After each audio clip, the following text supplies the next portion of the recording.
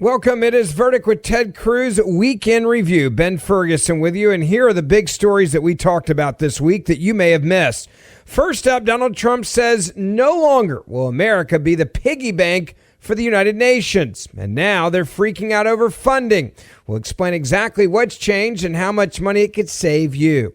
Also, a major media merger involving Netflix. And it could also mean foreign money coming in from overseas, from the Middle East, if Netflix doesn't get the deal. So what does it mean for you as a consumer? We'll have that for you as well. And finally, the Save America Voting Act. It's a very big deal to secure our elections. And every Democrat in Congress seems to be against it. Why? We'll break it down. It's the Weekend Review, and it starts right now. There is a big scandal that is taking place at the United Nations, but it's a type of scandal that you and I should love and celebrate. And that is the UN is angry right now that there's not enough money for them to do all their woke crap all over the world, the simplest way I can describe it. And they're really upset because the number one funder of the UN has been the United States of America. Donald Trump has said no more. We're not going to just give you this blank check and fund all this stuff. And now the UN Secretary General is freaking out and saying we need desperate money now or things are going to have to be shut down. This on top of the fact that Trump has also taken the U.S. out of 66 globalist organizations and treaties as well. Saving American taxpayer dollars are being wasted. So you talked about cutting off funding for, as you said, quote, woke crap all over the world. I think that's the new motto of the United Nations. The United Nations, woke crap all over the world. Let me read from our article in Breitbart. Quote, the United Nations is going broke and needs member nations to stump up cash. Lots of it. That is the plea from Secretary General Antonio Guterres, who fears the globalist body is at risk of, quote, imminent financial collapse due to their member states not paying their dues. The former leader of the Portuguese Socialist Party said Friday the UN faces a financial crisis which was, quote, deepening, threatening program delivery, and money could run out as soon as July, leaving the unaccountable globalist cabal destitute. Such is the financial drama unfolding at UN headquarters in Geneva. Signs of a warning situation have reportedly been put up everywhere.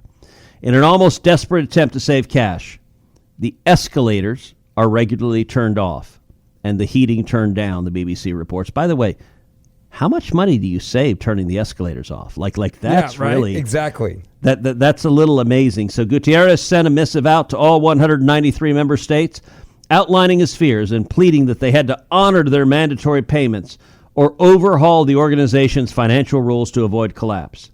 It comes after the UN's largest contributor, the United States, refused to contribute to its regular and peacekeeping budgets and withdrew from several agencies it called a, quote, waste of taxpayer dollars. These include the UN's Population Agency and the UN treaty that establishes international climate negotiations. And I got to say, reading this, it reminds me of, I actually think one of the funniest movies ever made was Team America World Police. You ever see Team America? Oh, yeah. Okay. It's absolutely hysterical. By the way, I'm going to confess a really stupid thing I did. So several years ago, I was vacationing with Heidi and with the girls and with my in-laws, Heidi's parents. And they have a houseboat on Lake Powell. Lake Powell is an amazing... Have you ever been to Lake Powell? I've not. You've told me about it. It's on my bucket list now. Like holy cow. So Lake Powell is the southern part of the Grand Canyon. And basically envision the Grand Canyon dammed up and filled halfway with water. That is Lake Powell.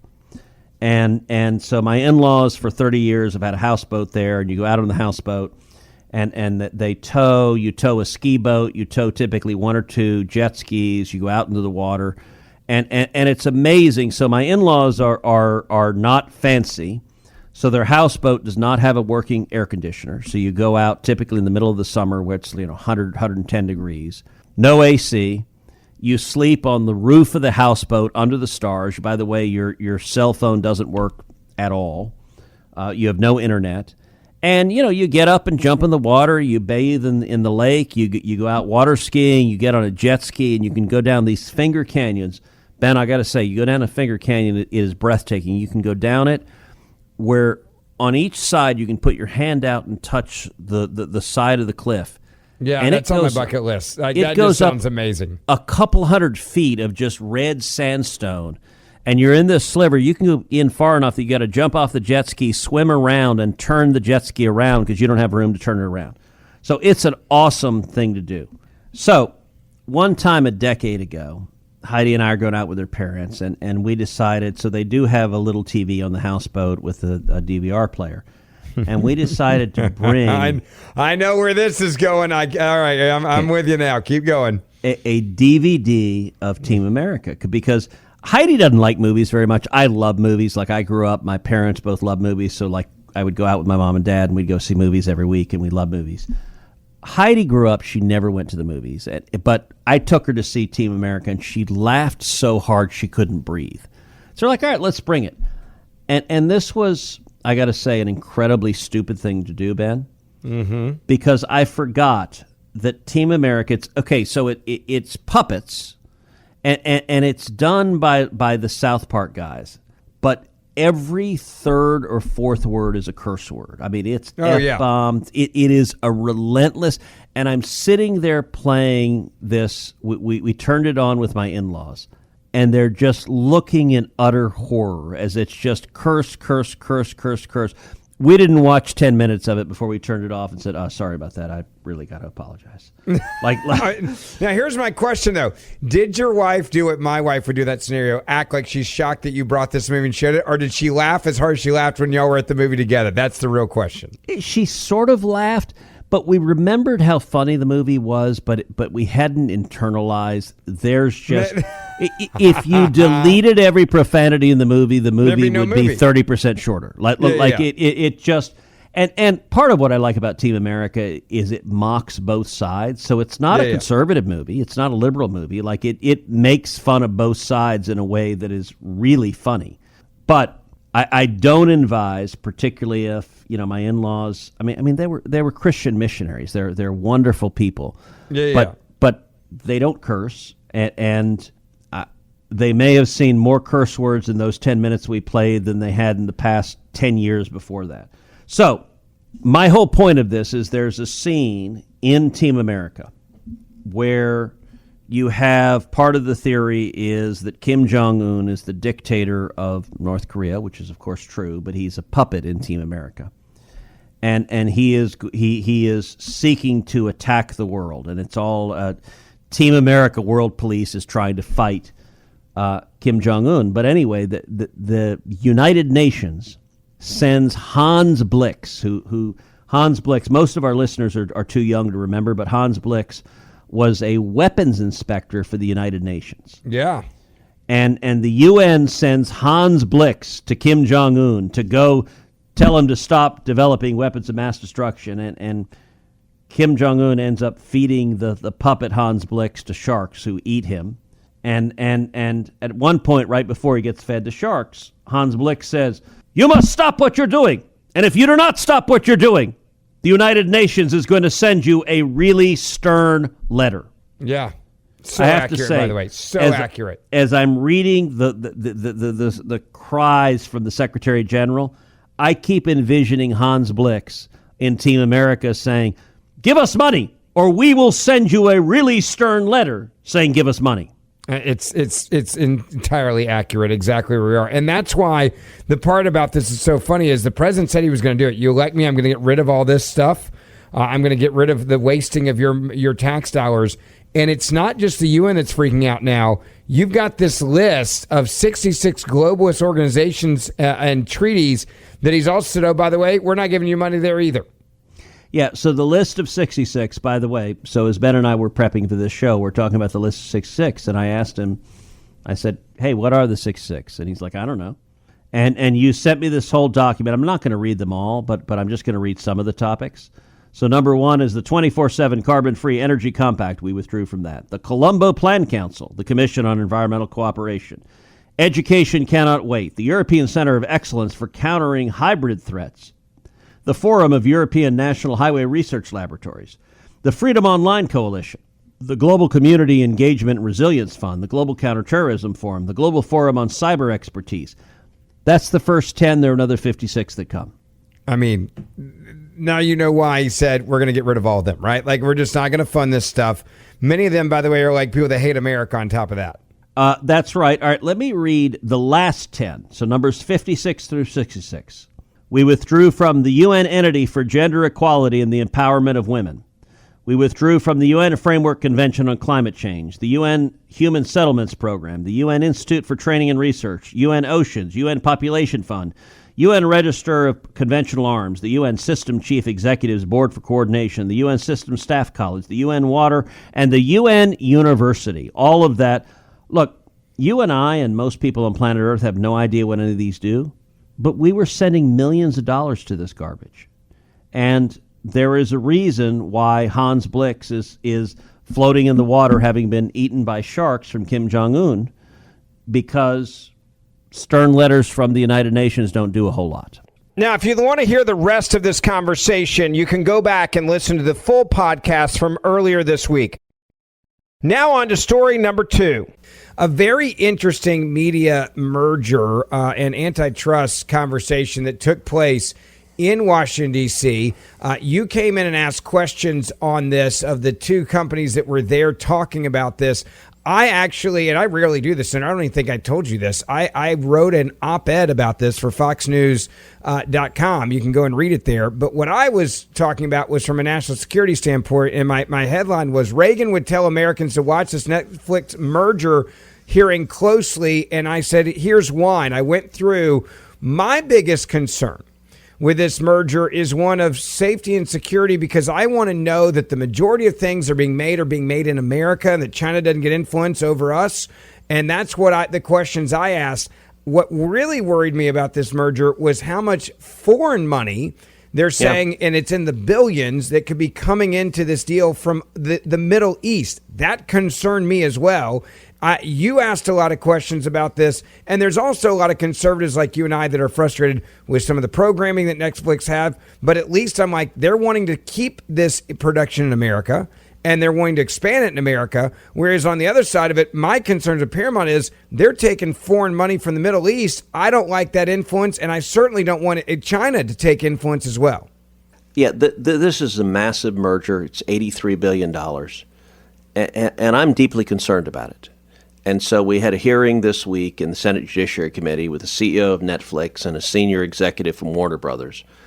Give a listen to the questioning that I asked them. I and many others on this committee have been concerned for a long time about censorship in the media, and censorship in Hollywood. There already seems to be only one acceptable political view. Actually, I want to ask, did either of y'all watch the Grammys this week? I did not. Just the tail end of it. One simple question. Are we right now on stolen land? I have no idea the history of this land, of where we're sitting today. Nor do I, Senator. So that speaks volumes that neither of you are willing to say, hell no, we're not on stolen land. And I will say at the Grammys, when you see an entertainer say, nobody is illegal while we're on stolen land, and then you see entertainers leap to their feet clapping so excitedly at the notion that America is fundamentally illegitimate, it starts to convey that the entertainment world is deeply corrupt. And I will point out that same singer who says no one is illegal on stolen land promptly went back to her $14 million mansion, and somehow that stolen land she wasn't concerned about, just the United States of America. Look, Netflix has long been a left-wing company. Your founder, Reed Hastings, is one of the biggest Democrat donors in the country, including giving millions recently to the massive gerrymander in California, making it one of the most gerrymandered states in the union, because your founder desperately wants a Democrat House of Representatives. Susan Rice from the Obama White House is on your board of directors. You guys gave $50 million to the Obamas, as far as I can tell, to produce no discernible content whatsoever. How would you tell a Texan sitting at home to feel comfortable? CNN is already a dumpster fire. There's nothing resembling objectivity. There's nothing resembling journalism anymore. How are people at home, how should they feel even remotely confident that if this merger happens, the combined entity would not simply be a propaganda outlet pushing one particular political view with much greater market power than you have now? Well, sir, we would fail. We would fail pushing a political view or propaganda. We deliver entertainment to consumers. Our consumers see our business pretty much the way they see America. About 40% conservative, about 40% liberal, about 20% don't know. And but when they turn on TV, they're tuned in to be entertained. And if we fail to entertain them by trying to promote propaganda or anything other than entertainment, we fail. Mr. Campbell, same question to you. We have a very broad range of content across not only HBO Max, but all of our platforms that we need to appeal to all audiences. Our content ranges from Hard Knocks from the NFL to shows like Deadliest Catch and Gold Rush. It's a very broad collection of programming that represents broad interests across America. You have a wide range of programming on HBO. Name one program that is designed to appeal to conservatives. We don't design our programming to appeal to I can think of a lot that are designed to go to liberals. Name one. None of our shows are designed to go to any political group. They're designed to appeal to... Really, John Oliver's not designed to appeal to a certain group? It's a program for which there's... You just said none of your program is... Look, let me ask you, do you think CNN is fair and balanced? I do believe CNN is a fair... So when CNN showed riots and fires behind them, and you put a chyron, mostly peaceful but fiery protest, was that journalism? Sir, I'm not involved with CNN, and in fact, they're not part of this transaction, but they have an independent editorial board, they have independent news gathering. We don't direct... They have no independence other than hating Donald Trump, which is why their viewership numbers have plummeted, because they don't actually report news. They instead engage in very biased propaganda. And I will say, the truest words you said a minute ago is when you said, with respect to Mr. Sarandos, well, he and I see the world in very much the same way. That is exactly the problem, that in the world of journalism, it should not be propaganda. In the world of entertainment, there is a reason why entertainers who are even slightly right of center get blackballed in Hollywood, writers get blackballed in Hollywood, actors get blackballed in Hollywood. And I've heard nothing today to give me any confidence that this merger would do anything other than make that problem much, much worse. Senator, this is one of those subjects. It's the reason why I decided to write an op-ed, because it does matter. When companies get big and they have as much influence as Paramount does or as Netflix does, it is concerning that the propaganda, as you described, that can be put out that can fundamentally shape this country. It's why I invoked Ronald Reagan in the op-ed that I wrote at foxnews.com. And there's also the concern of foreign influence coming in. I don't want American movies being paid for. $24 billion in Middle East funding scares the hell out of me, because what are they going to say you can and can't do? I go back to Top Gun Maverick. There was a simple patch, a Taiwan patch on his jacket, and they banned that movie from China, period, full stop. Well, if that money's coming in, what else could not be made because of that? That worries me as well. Yeah, look, I'm very worried about woke Hollywood. It has gone so leftist. It is engaged in so much indoctrination. It is trying to silence views that are pro-America, silence views that are conservative, silence views that are pro-freedom. And listen, this merger, it's not going to go through unless the Department of Justice signs off on it. And the Department of Justice has to approve the merger and say that it does not create a monopoly. It does not increase monopoly power. I think there are very real concerns. This hearing was the beginning of the scrutiny for it. I expect to see more scrutiny, more questions asked about this massive merger. But I don't want to see even bigger market power pushing a pro-Democrat, pro-leftist, anti-American agenda. And I'm very concerned that's what's happening right now. Final question on this. When do the consumers find out what happens here? How long until we get an answer of who gets to buy what? Yeah, typically this process takes months to years. And so the Department of Justice has to assess whether this is allowed to go forward. The FCC may well engage as well in signing off on this. I'm the chairman of the Senate Commerce Committee. I expect to be quite engaged in this process, so it will take some time. At a minimum, it's several months. It could be upwards of a year.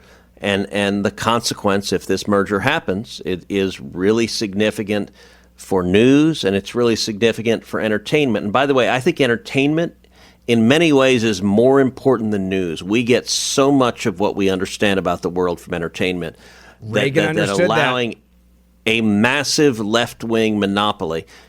Listen, I asked these guys, are we on stolen land? Neither one of them could say no.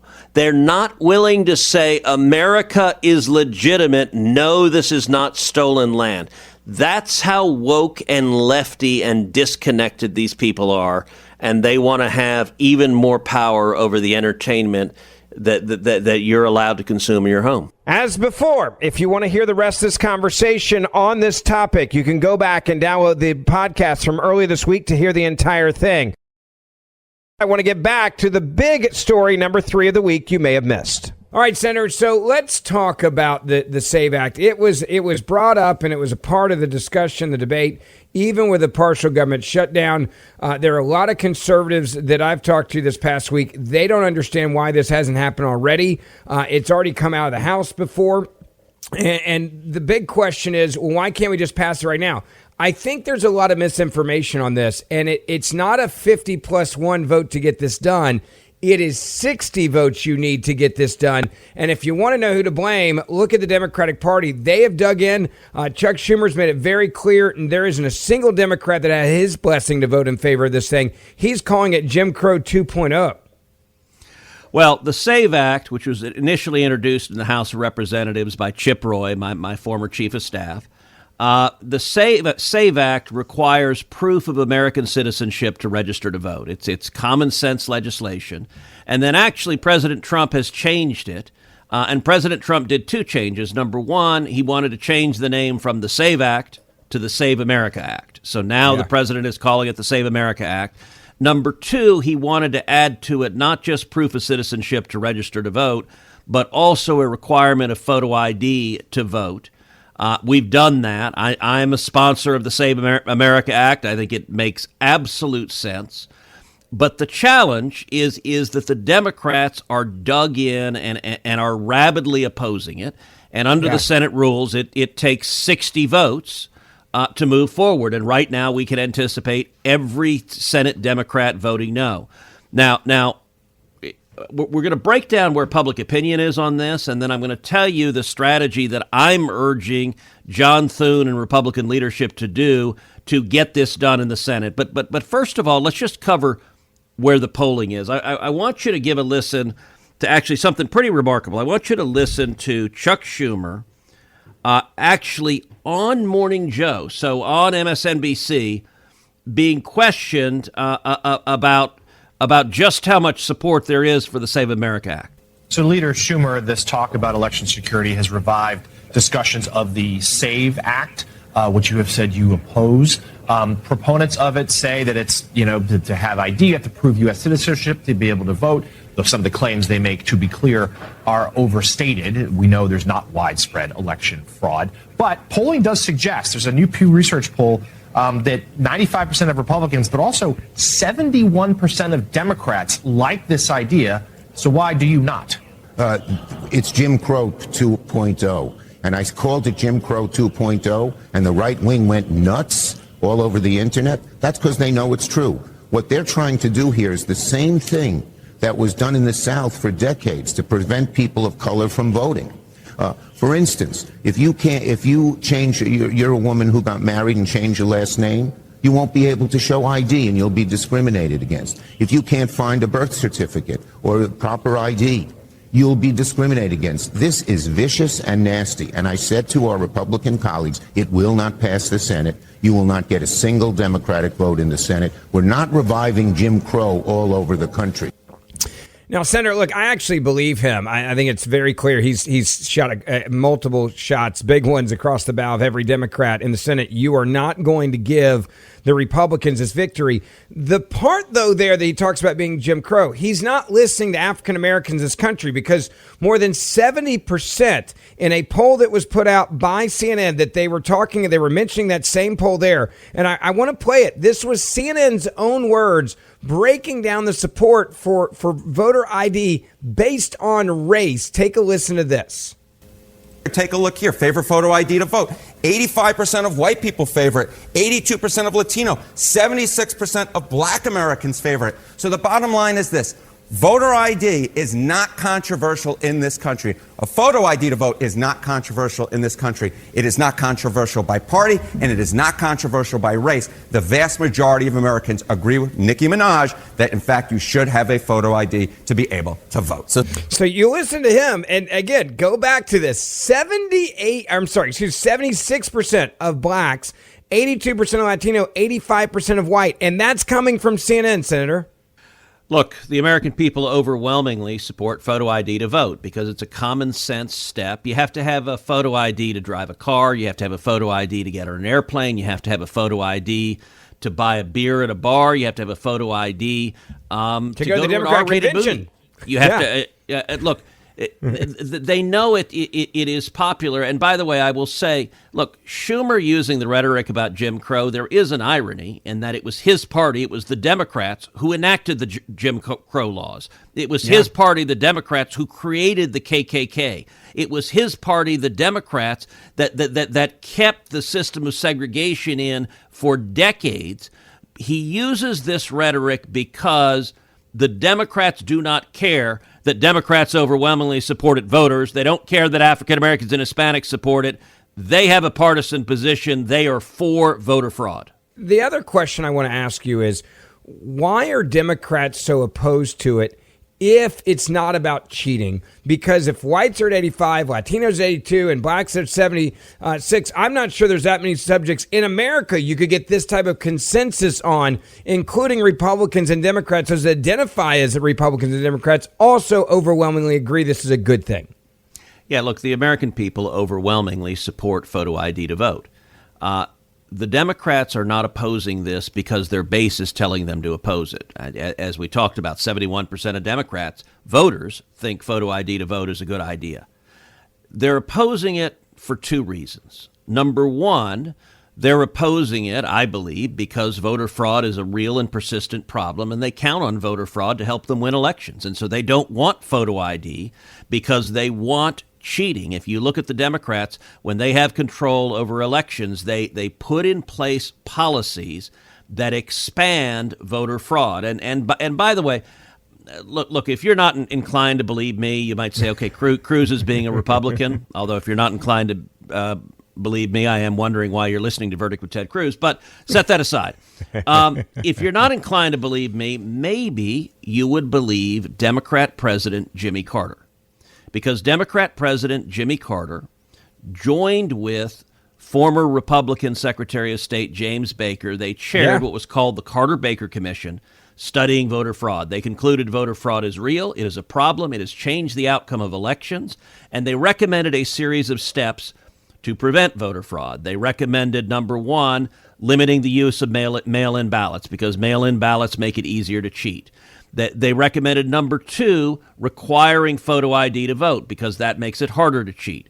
They recommended, number three, prohibiting ballot harvesting, prohibiting paid political operatives being able to collect the ballots of others because that invites voter fraud. Well, Ben, do you know what the position is now of Chuck Schumer and every congressional Democrat? It is to oppose any type of voter ID. It's worse than that.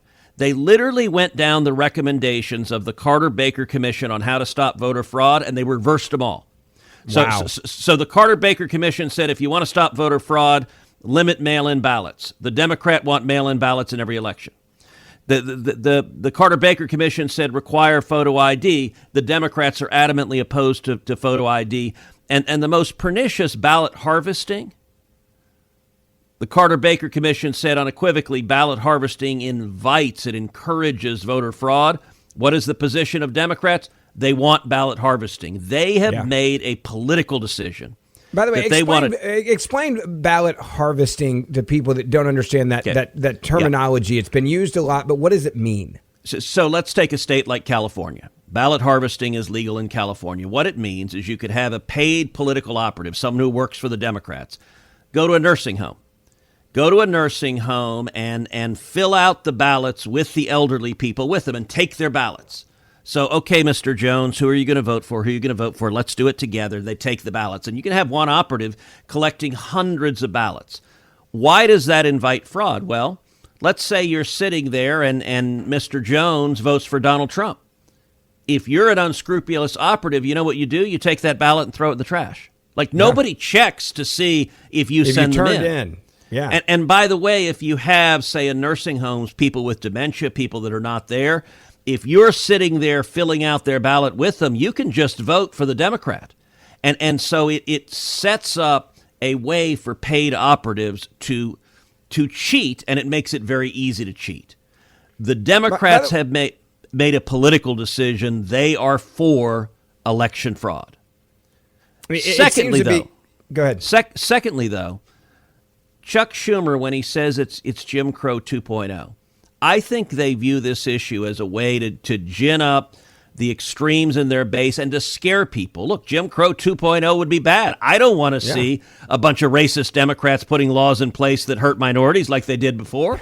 And it's all about scary rhetoric. So it's a combination of encouraging fraud and using scary rhetoric. Now, here's the question, Ben. How do we get this done? If the Democrats are adamantly going to oppose it, and I'll tell you what I am urging the other Republican senators, what I'm urging our leadership, is we should nuke what's called the zombie filibuster. What does that mean? So under the Senate rules, it takes 60 votes to end debate. And it used to be, for most of the history of the Senate, to do a filibuster, you had to stand up and talk and talk and talk. You remember back in 2013 against Obamacare, I did a 21-hour filibuster and talked for 21 hours straight. That used to be how you had to do it. Now, we don't make the Democrats talk and talk and talk and fill the airspace. We just let them vote. No, I'm voting to filibuster, and once I say I'm filibustering, we're done. We can force them, one after the other, to stand up, to keep talking, and make the filibuster really painful. Now, there's another side of it, though. The Democrats can keep challenging whether we have a quorum on the Senate floor. What that means is that we've got to be able to produce 50 bodies. We've got to have at least 50 Republican senators who can show up on the Senate floor and demonstrate a quorum. So it is painful for both the majority and the minority. And right now, it's not clear that we have 50 Republicans who support doing this. I am making the case. This week, I made the case vigorously to my Republican colleagues. Mike Lee is making the case vigorously to our Republican colleagues. Rick Scott is making the case vigorously to our Republican colleagues. But it's not clear if we have 50 or not. If we don't have 50, we can't do it. And so I think we ought to make it incredibly painful for Democrats and do everything we can to try to push them to the point of exhaustion. And if they get to that point, then we can pass the Save America Act. Yeah, by the way, I've been saying this on TV. I think it's really important that Republicans explain that we're in favor of this, but we have to have 10 Democrats to get this thing done. Seven, I should say. 7 Democrats to get this thing done. And without getting those 7 to get us to this, the perfect number of 60. And understand, we will get 0. We're not going to get 7. 0. We're not going to get 1. Every Democrat will follow Schumer's orders on this. As always, thank you for listening to Verdict with Senator Ted Cruz. Ben Ferguson with you. Don't forget to download my podcast, and you can listen to my podcast every other day you're not listening to Verdict, or each day when you listen to Verdict afterwards. I'd love to have you as a listener to, again, the Ben Ferguson podcast, and we will see you back here on Monday morning.